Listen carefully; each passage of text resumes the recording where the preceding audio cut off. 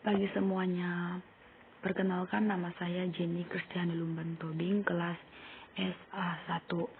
Nah, saya akan membahas soal tipe 2 yang bentuk fungsi permintaannya QD sama dengan 20 dikurang 3P dan fungsi penawarannya QS sama dengan 2P ditambah 10 dan pajaknya 2. Nah, dari situ kita udah bisa baca soalnya ya kawan-kawan.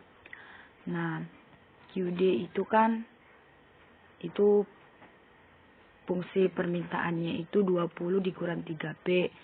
QS-nya fungsi penawarannya 2P ditambah 10. Nah, kita pindah ruasin tuh. Jadi negatif 2P dikurang 3P sama dengan 20 ditambah 10. Nah, di sini kita kurangin. Negatif 2 dikurang 3. Nah, jadi negatif 5P sama dengan negatif 10.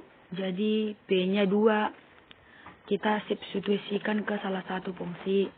QD sama dengan 20 dikurang 3P. Q sama dengan 20 dikurang 3 dikali 2. Q sama dengan 20 dikurang 6 sama dengan 14 tuh. Nah, jadi kesimpulan pasar sebelum pajak adalah QP sama dengan 14,2. Kesimpulan pasar setelah pajak yang ditandai dengan E. Nah, ubah QS sebelum pasar menjadi QS setelah pajak. Nah, QS sama dengan 2P ditambah 10. Q aksen sama dengan 2 buka kurung P dikurang T ditambah 20. Q aksen sama dengan 2 ditambah P dikurang 2 ditambah 10. Q aksen sama dengan 2P dikurang 4 ditambah 10. Nah, kenapa bisa jadi 4 nih, negatif 4 tuh? Kita itu 2 dikurang 2. Nah, jadi QS aksen sama dengan 2P dikurang 4 ditambah 10. Nah, Q aksen ini sama dengan 2P ditambah 6. Jadi dari mana bisa dapat 6? Negatif 4 ditambah 10. Nah, jadi 6. Hasilnya 6. Menjadi harga setelah pasar P aksen. Nah, di sini kita mencari harga setelah pasar yang ditandai P besar. QD sama dengan QS. Tadi kan sudah dibilang tuh di atas fungsi penawaran tuh. Nah, 20 dikurang 3P sama dengan 2P ditambah 6. Kenapa? Karena kan QS sama dengan 2P ditambah 6 kan udah tuh yang di atas tuh. Jadi diturunin ke bawah juga tuh. Jadi 2P ditambah 6. Nah, jadi pindah ruasin lagi. Jadi negatif 2P dikurang 3P sama dengan negatif 20 ditambah 10. Nah, jadi kita kurangin lagi nih. Ini kan negatif 2P dikurang 3P. Jadi hasilnya itu negatif 5P sama dengan negatif 14. Karena ini kenapa bisa 14? Ini negatif 20 ditambah 6. Jadi negatif 14. Jadi hasilnya P sama dengan 2,8. Oke, kita substitusikan ke salah satu fungsi. Nah, QD sama dengan 20 dikurang 3P. Q aksen sama dengan 20 dikurang 3. Jadi kita dikali 2,8. Jadi Q aksen sama dengan 20 dikurang 8,4. Nah, hasilnya ini kan jadi Q aksen dikurang 11,6. Nah, jadi kesimpulan pasar setelah pajak ditandai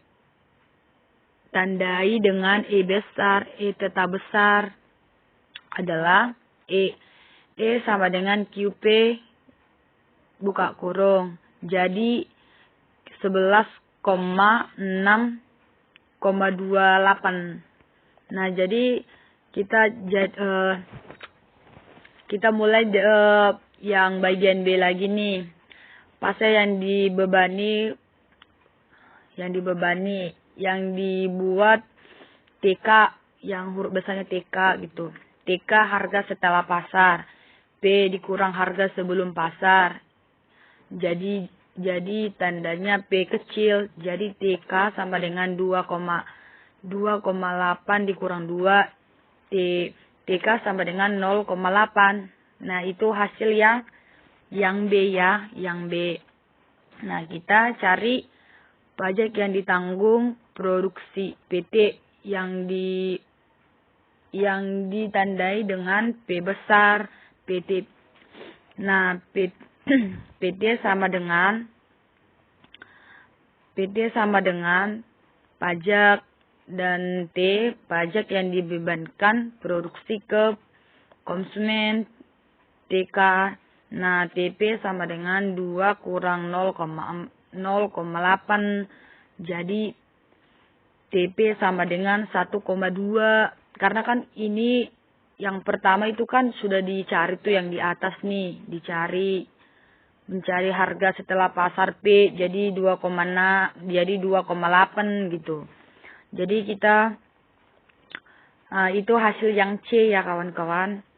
Nah, hasil yang D itu kan total pajak yang berasal besar dari konsumen yang ditandai TK gitu. Jadi TK pajak yang dibebankan ke konsumen yang ditandai TK kecil. Nah, dikali di jumlah setelah pajak yang ditandai dengan Q aksen. Jadi TK sama dengan 0,8 dikali 11,6. Jadi hasilnya TK sama dengan 9,28. Nah, itu hasil yang D. Nah, yang E total pajak yang berasal dari produksi yang ditandai TP. Nah, TP ya itu kan diturun. Jadi kita buat TP besar gitu. Pajak yang ditanggung di production. Jadi kita tandai dengan TP kecil dikali jumlah setengah pajak yang ditandai dengan Q aksen.